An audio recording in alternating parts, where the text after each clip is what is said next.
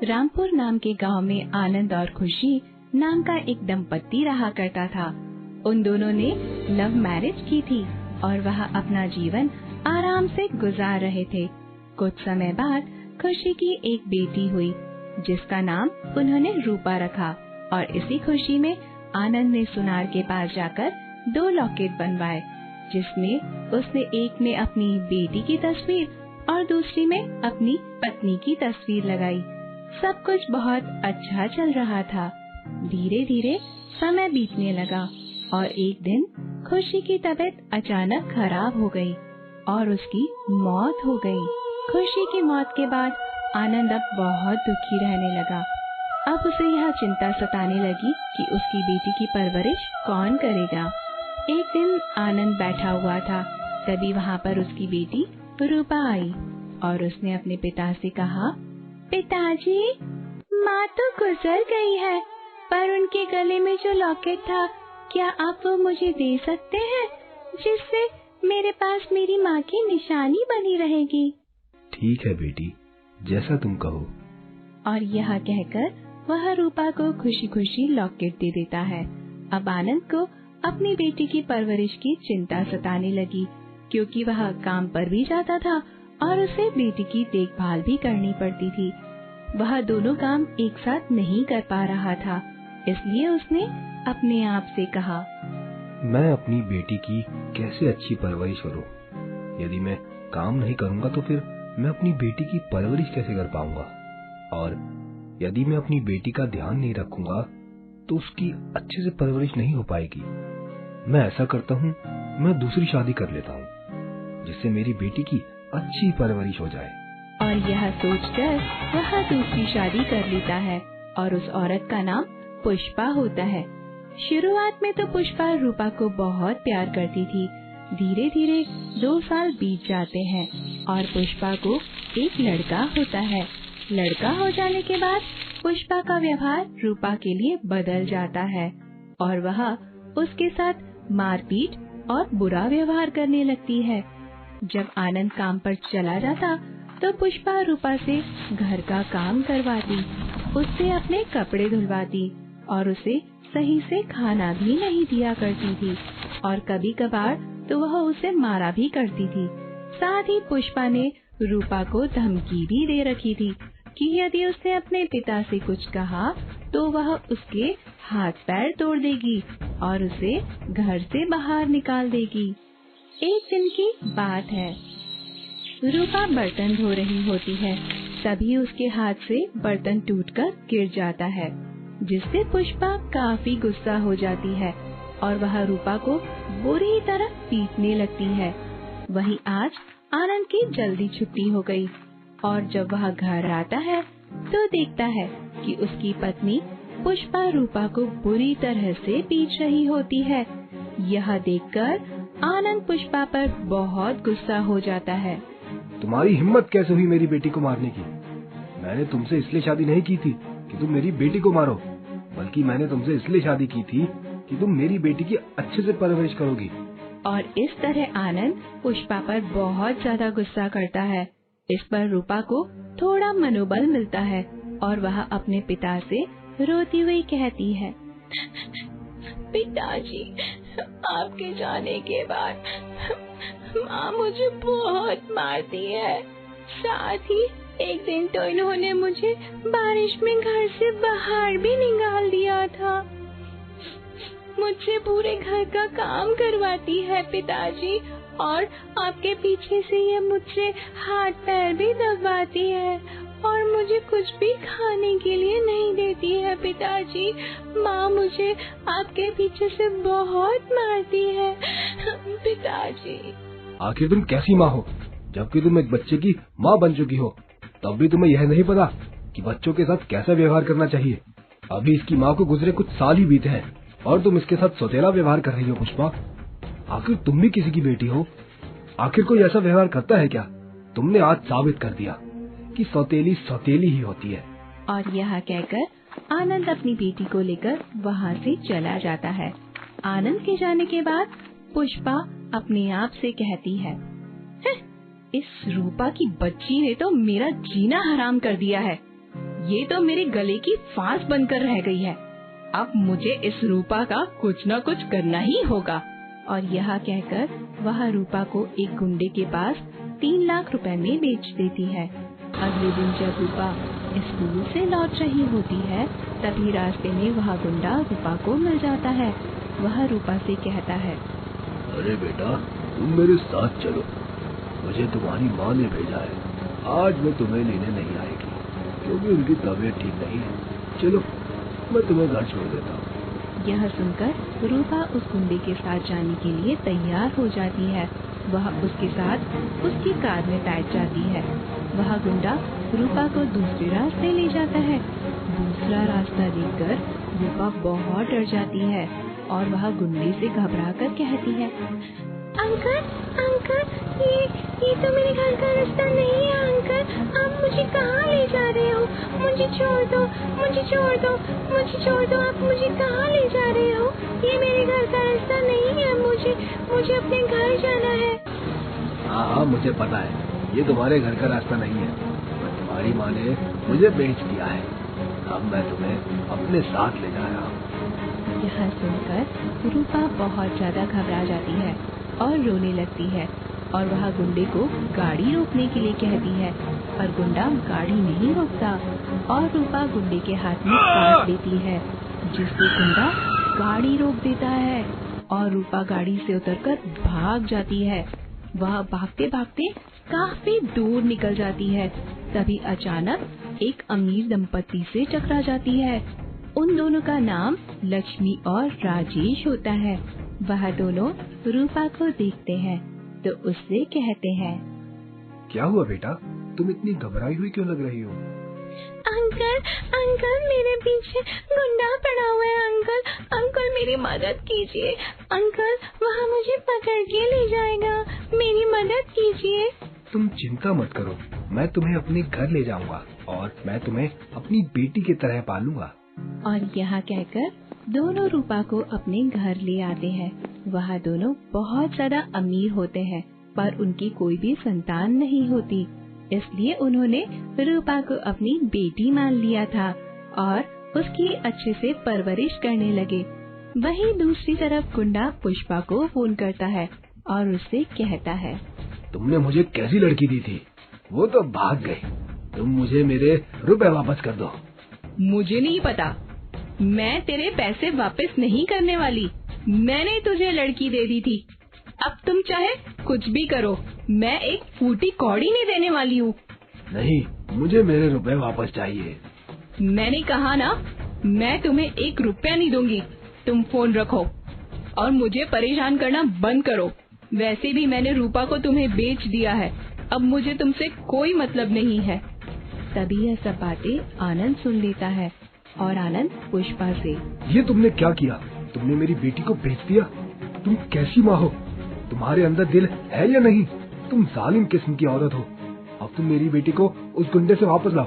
मुझे मेरी बेटी वापस चाहिए, किसी भी हालत में। यह सुनकर पुष्पा जोर जोर से रोने लगती है। मुझे माफ कर दीजिए जी, मैं कहाँ से लाऊं? मैंने तो उसे एक गुंडे के पास बेच दिया था और वह गुंडे के पास से भाग गई है। मुझे माफ कर दीजिए, मुझे माफ कर दीजिए।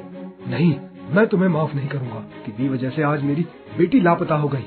और यह कहकर आनंद भी अपनी बेटी को ढूंढने के लिए निकल जाता है। वह अपनी बेटी को बाजार, रेलवे स्टेशन, गांव की गलियों में सब जगह ढूंढता है, पर उसे उसकी बेटी कहीं। धीरे धीरे समय गुजरने लगा और वह अपनी बेटी को पागलों की तरह इधर उधर ढूंढने लगता है। वह गांव से लेकर शहर तक अपनी बेटी को ढूंढता है, पर उसे रूपा कहीं नहीं मिलती।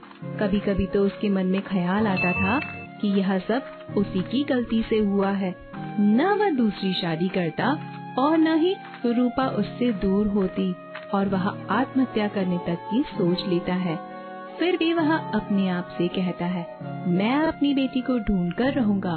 और एक दिन वह अपने आप से कहता है, मैं ऐसा करता हूँ, मैं एक शहर में जाकर वहाँ गाड़ियाँ धोने का काम करने लगता हूँ।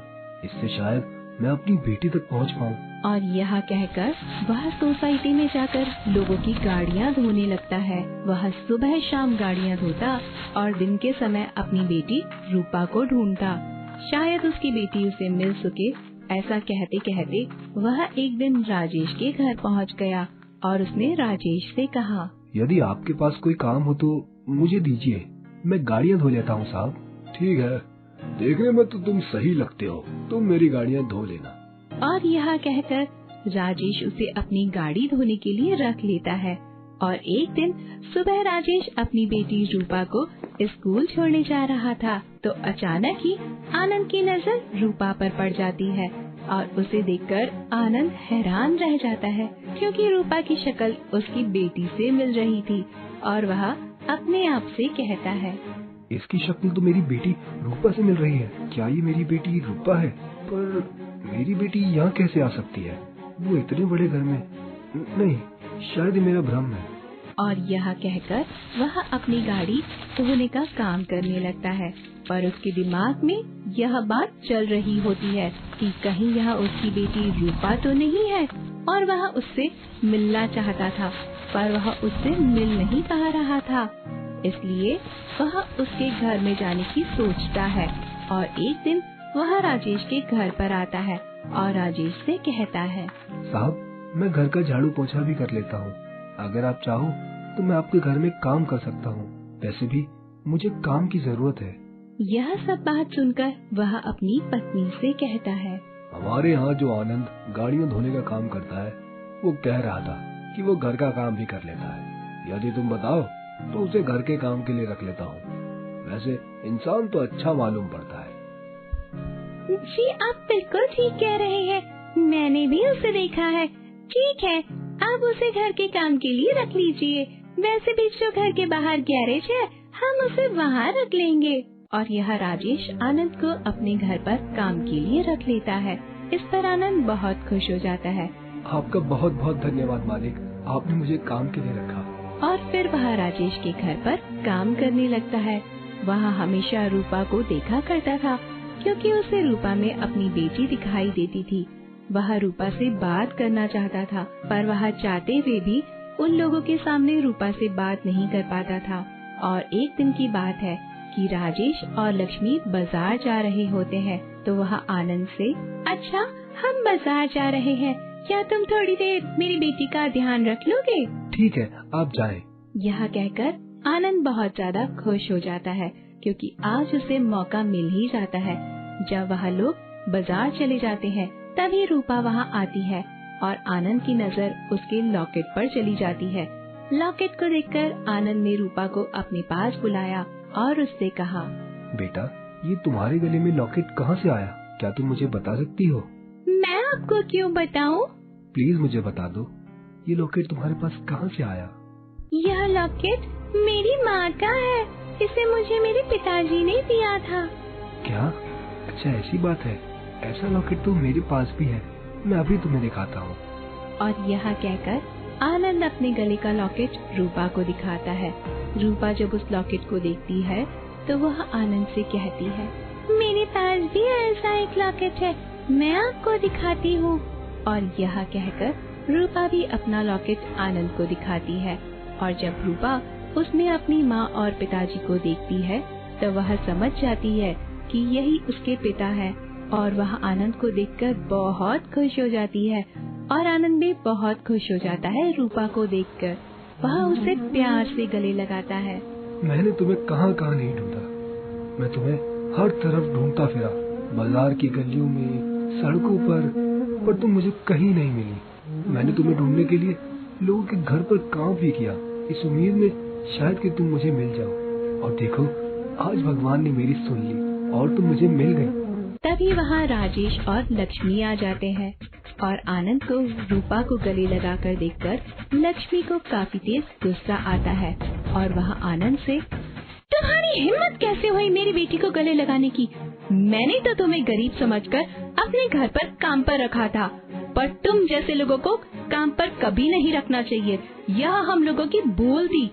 इस पर रूपा अपनी माँ से कहती हुई, नहीं नहीं माँ, इन पर मत चिल्लाइए, ये तो मेरे पिताजी है। और यह कहकर वह उसे अपना लॉकेट दिखाती है और उन दोनों को पूरी बात बताती है। रूपा की बात सुनकर लक्ष्मी का गुस्सा ठंडा हो जाता है और वह बहुत दुखी हो जाती है। इस पर आनंद लक्ष्मी से कहता है, आपका बहुत बहुत धन्यवाद जो आपने मेरी बेटी को एक नई जिंदगी दी और उसे माँ की कमी महसूस नहीं होने दी। आप सच में बहुत ही महान हैं। यह सुनकर लक्ष्मी की आंखों में आंसू आ गए और वह रोने लगती है और रोते हुए आनंद से कहती है, इसमें धन्यवाद की कोई बात नहीं है। भले ही मैंने इसे पाला है, पर आप भी तो इसे ढूंढ रहे थे। आपने भी तो दिन रात एक कर दिए अपनी बेटी को ढूंढने के लिए। भले ही माँ अपनी बेटी को जन्म देती है, पर पिता उसको पालता है और उसके लिए मेहनत मजदूरी करता है। माँ तो सिर्फ बच्ची को बड़ा करती है, जबकि पिता उसकी देखभाल करता है। आज आपने साबित कर दिया कि पिता माँ से बढ़कर होता है। और यह कहकर लक्ष्मी जोर जोर से रोने लगती है। इस पर आनंद लक्ष्मी से कहता है, आप चिंता मत कीजिए, मैं रूपा को अपने साथ नहीं ले जाऊंगा। आप इसे अपने पास ही रखिए। नहीं नहीं, आपका हक ज्यादा है इस पर। भले ही मैंने रूपा को पाला है, पर जन्म तो आपने ही दिया है, इसलिए आप रूपा को ले जा सकते हैं। इसका जो भी खर्च होगा वह मैं दे दिया करूँगी। आपको जब भी जरूरत पड़े आप मुझसे पैसे ले जा सकते हैं, इसमें हमें बहुत खुशी होगी। और वह वहाँ से अपनी बेटी को खुशी खुशी ले जाता है। दीनापुर नाम का एक गांव था। गांव में नरेश नाम का एक आदमी रहता था। नरेश शहर में काम करता था और उसी सिलसिले में हफ्ते में 1-2 बार ही घर आता था। नरेश की पहली पत्नी सुलेखा 3 बेटियों को जन्म देने के बाद स्वर्गवासी हो गई थी। नरेश ने अपनी 3 बेटियों की देखभाल के लिए दूसरी शादी भावना नाम की औरत से कर ली थी। देखो भावना, मैंने तुमसे शादी अपने निजी स्वार्थ के लिए नहीं की है, बल्कि इसलिए की है ताकि तुम मेरी इन 3 बेटियों को सुलेखा का अधूरा प्यार दे सको। देखिए जी, मैं तो इतनी भाग्यवान हूँ कि मुझे ये 3 अनमोल बेटियाँ भगवान ने दी है। आप चिंता न कीजिए, मैं इन्हें अपने प्यार में कोई कमी महसूस नहीं होने दूंगी। भावना की बात सुनकर नरेश निश्चिंत हो जाता है और अपने काम पर निकल जाता है। इधर भावना उन 3 बेटियों का खूब ख्याल करती। लेकिन एक दिन की बात है, भावना की माँ का फोन भावना के पास आया। फोन पर भावना की माँ कहती है, हेलो बेटी भावना, कैसी हो? हाँ अच्छी हूँ, अपनी बेटियों के साथ खेल रही हूँ। अरे बेटी, तू क्या पागल हो गई है जो अपनी सौतन की बेटियों को माँ का प्यार दे रही है? कल को जब तेरी कोई संतान होगी तब उसको क्या देगी? भावना की माँ भावना के मन में सौतेली माँ होने का बीज बो देती है। उस दिन के बाद से भावना नरेश की बेटियों से नफरत करने लगी और वक्त के साथ जब वो 3 बेटियां थोड़ी बड़ी हुई तो भावना ने अपना रुख उनके लिए और सख्त कर लिया।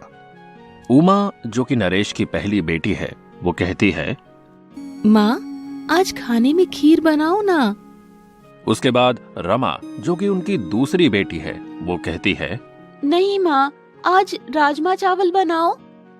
और आखिर में सना, जो कि उनकी तीसरी बेटी है, वो कहती है, नहीं माँ, आज तो मैं पूरी सब्जी खाऊंगी। उन तीनों की बात सुनकर भावना को बहुत क्रोध आता है और वो गुस्से में रसोई से बेलन लेकर आती है और कहती है, मैं क्या तुम्हारी नौकरानी लगती हूँ जो फरमाइश पे फरमाइश किए जा रही हो? आज मैंने अपने लिए खाना बनाया है। तुम लोगों के लिए जो रात का बासी खाना बचा है वो रखा हुआ है, उसे प्याज के साथ खाओ और निकल जाओ यहाँ से। तभी बड़ी बेटी कहती है, माँ हम बासी रोटी क्यों खाएं? हमारे पिताजी जब हमारे लिए अच्छा खाना बनाने को आपसे कहते हैं, फिर आप हमें बासी रोटी क्यों खाने को दे रही हैं? देख उमा, पहली बात ये कि मैं तेरी माँ नहीं और ना तुम दोनों की, और अगर तुम लोगों को खाना खाना है तो खुद बनाओ, समझी? और ये जो बर्तन पड़े हैं उन्हें भी धो देना। माँ हम क्यों बर्तन धोएं? हमारे पिताजी ने आज तक हमें एक पानी का गिलास नहीं उठाने दिया और आप हमसे बर्तन धोने को कह रही हैं। भावना का गुस्सा अब और बढ़ जाता है। मुझसे जुबान लड़ाती है?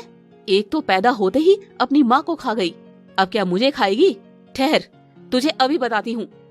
भावना गुस्से में उन तीनों को रस्सी से बांध देती है और भरी दोपहरी में धूप में बैठा देती है, जिससे उन तीनों को बहुत जलन होती है और वो तीनों रोने लगती है और रोते रोते माफी मांगते हुए कहती है, हमें माफ कर दो माँ, हम आज से आपसे कुछ नहीं मांगेंगे, हमें छोड़ दो। एक शर्त पे छोड़ूंगी, अगर तुमने इस बारे में या मेरी कोई भी बात अपने पिताजी से कही तो तुम तीनों को नहर में फेंक दूंगी। नहीं माँ, हम पिताजी से कुछ नहीं कहेंगे। भावना उन तीनों को छोड़ देती है और उन तीनों छोटी बच्चियों से घर के सारे काम करवाती है। कोई झाड़ू लगाती है तो कोई भावना के पैर दबाती है। भावना रोज उनसे इसी तरह से काम कराने लगी थी। एक दिन नरेश जब शहर से वापस आया तो उसने भावना से कहा, भावना, मैं आजकल देख रहा हूँ कि बच्चे कुछ सुस्त और डरे डरे से रहते हैं। तुम उनका ख्याल तो रख पा रही हो ना? कैसी बात करते हो जी, मैं तो बासी रोटी खाकर इन्हें घी लगी रोटी खिलाती हूँ।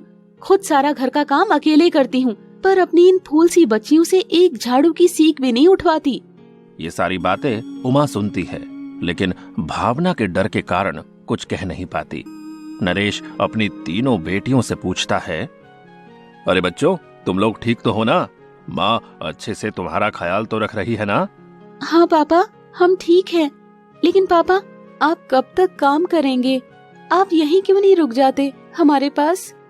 अरे नहीं बेटा, मैं अगर काम नहीं करूंगा ना तो घर कैसे चलेगा और पैसे कहाँ से आएंगे? और जब पैसे ही नहीं आएंगे तो मेरे बच्चों को अच्छा खाना कहाँ से मिलेगा? और फिर माँ है ना यहाँ तुम्हारा ख्याल रखने के लिए। उमा, रमा और सना तीनों रोकर अपने पापा के गले लग जाते हैं। भावना उन्हें अपनी बड़ी बड़ी आंखें दिखाती है और इशारा करती है कि कुछ बताया तो नहर में डाल दूंगी। वो तीनों अपने आंसू पोंछकर पापा से बातें करती है और खेलती है। अगली सुबह जब नरेश शहर जाने के लिए तैयार हुआ तो अपनी तीनों बेटियों को कुछ रुपए देकर बोला, बेटा ये लो पैसे, जो मर्जी आए खाना, जो मर्जी आए लाना, ये मैं तुम्हें खर्च करने के लिए दे रहा हूँ, ठीक है? ठीक है पापा, लेकिन जल्दी आना। हाँ बेटा, मैं जल्दी आऊंगा, चिंता ना करो। ये कहकर नरेश शहर के लिए निकल जाता है। भावना उन तीनों बेटियों से पैसे छीन लेती है और कहती है, इधर लाओ ये पैसे और जाकर पानी भर कर लाओ कुएं से। सुबह से एक बूंद पानी नहीं है घर में और भरत मिलाप करने में लगे हैं बाप बेटी। माँ, आप हमसे इतना नफरत क्यों करती हो? पापा आप पर कितना विश्वास करते हैं। उन्हें हमारी आंखों में ये भी नहीं दिखा कि हम कितने दुखी हैं। उन्होंने आपकी बात पर भरोसा कर लिया, जबकि आप तो हमसे कितना बुरा बर्ताव करती हैं। तू जितनी छोटी है उतना कुछ ज्यादा बोलती है। आज तुझे सबक सिखाना ही पड़ेगा। तुम तीनों कान खोलकर सुन लो, आज तुम तीनों को कुएं से पानी लाना है। ठीक है माँ, मैं ले आती हूँ पानी। इन दोनों को आप खाना दे दीजिए। कल भी इन दोनों ने बासी रोटी नहीं खाई थी। उसी बात की तो सजा देना है तुम्हें। तुम लोगों ने जो कल का अन्न फेंका है उसकी कीमत बतानी है तुम्हें। लेकिन माँ, वो खाना तो आपका बचा हुआ था। अरे मेरा बचा था तो खा नहीं सकती थी? ज्यादा पेट भर गया ना तुम लोगों का। चलो आज बताती हूँ। भावना उन तीनों को कुएं के पास ले जाती है और उनके पेट से एक रस्सी बांध देती है और कुएं में बाल्टी डाल देती है और कहती है, ये पेट ज्यादा भर गया ना तेरा, अब इसी पेट से बाल्टी खींचो, तब मालूम पड़ेगा तुम लोगों को। तभी गांव की एक भाभी कहती है, अरे दीदी, इतना जुल्म न करो कोमल बच्चों पर। बेचारे हमेशा तुम्हारी बातें करते हैं, बहुत तारीफ करते हैं तुम्हारी, लेकिन तुम तो इन पर बड़ा जुल्म कर रही हो। नरेश भाई को पता चला तो बहुत गुस्सा करेंगे। मैं क्या डरती हूँ उनसे? और अगर तुम्हें ज्यादा दर्द हो रहा है ना तो ले लो इन्हें गोद। खुद तो अपनी सास को पानी तक नहीं देती हो, यहाँ ज्ञान झाड़ रही हो। अपना काम करो जाके। भावना उस पर चिल्ला देती है और अपनी 3 बेटियों से पेट के बल पानी की बाल्टी कुएं से खिंचवाती है। वो बेचारी तीनों दर्द के मारे बहुत चिल्लाती है। इधर रमेश अपनी बेटियों की तस्वीर देखता है तो वो तस्वीर हाथ से छूटकर जमीन पर गिरकर टूट जाती है। रमेश समझ जाता है कि उसकी बेटियों पर कोई संकट आया है। वो फौरन गांव वापस आता है और वहां का नजारा देखकर उसके होश उड़ जाते हैं। वो गुस्से में कहता है, भावना, नागिन, ये क्या कर रही है तू? तूने मेरी फूल सी बच्चियों पर इतना जुल्म किया। अरे आप वापस कैसे आ गए? आप गए नहीं? नहीं, शायद मेरी बच्चियों की आह ने मुझे जाने नहीं दिया। ये मेरा खून है। इन पर जब आँच आती है तो मुझे दर्द होता है। लेकिन नागिन, तू इन पर जुल्म करते हुए तेरे हाथ नहीं कांपे? नहीं नहीं, ये तो तीनों खुद ही कह रही थी कि माँ मैं आपको ऐसे पानी भर के दिखाती हूँ। अरे चुप हो जा तू औरत है या डायन? अरे आज अगर यहाँ तेरी संतान होती ना तो तू क्या उनसे भी यही खेल करवाती है जो आज तूने मेरी बेटियों से करवाए हैं? अरे मैंने तुझे देवी समझा था, लेकिन तू तो डायन है। मेरे बच्चों ने आज तक जब भी मैं घर में आया हूँ तेरी शिकायत तक नहीं की, जबकि तू उन पर इतना जुल्म करती रही। अरे तू तो माँ बनने के भी काबिल नहीं है। मैं तो अपने बच्चों के लिए एक माँ लाया था, लेकिन तुमने तो माँ शब्द की परिभाषा ही बदल दी। अरे इसलिए अब मैं अपने बच्चों पर तुम्हारी छाया नहीं पड़ने दूंगा। हाँ, इसीलिए मैं बच्चों को लेकर जा रहा हूँ। गांव के सभी लोग भावना को बड़ा बुरा भला कहते हैं। भावना को अपनी गलती का एहसास होता है। वो पूरे गांव के सामने माफी मांगती है। मुझे माफ कर दीजिए, मुझसे भूल हो गई। भगवान के लिए मुझे अपने से दूर न कीजिए, माफ कर दीजिए। माफी? अरे माफी मुझसे नहीं, मेरी बेटियों से मांगो जिनको तुमने दर्द दिया है। अरे लोग तो इन्हें नवरात्रों में पूजते हैं, देवी माँ मानते हैं। अरे तुमने तो देवी माँ को भी नहीं छोड़ा। भावना उन 3 बेटियों से माफी मांगती है। तभी उमा कहती है, माँ माफी मत मांगिए, आप तो हमारी माँ हैं। आपका अधिकार है हमें डांटने का। आप घर चलिए माँ, मैं आपके ऊपर लोगों को हंसते नहीं देख सकती माँ। उमा की ये बात सुनकर भावना उन 3 बेटियों को गले लगा लेती है और हंसते हुए अपनी बेटियों और पति के साथ एक बार फिर घर में प्रवेश करती है।